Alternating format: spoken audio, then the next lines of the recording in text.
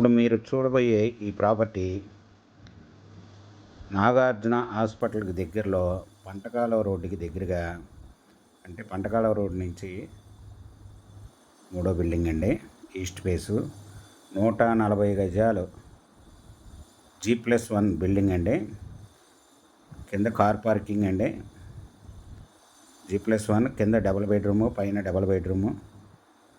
ఇది మెజర్మెంట్స్ వచ్చి 2845 అండి. Land measurements. ఇది 2007లో కన్స్ట్రక్షన్ చేసి ఉన్నారు.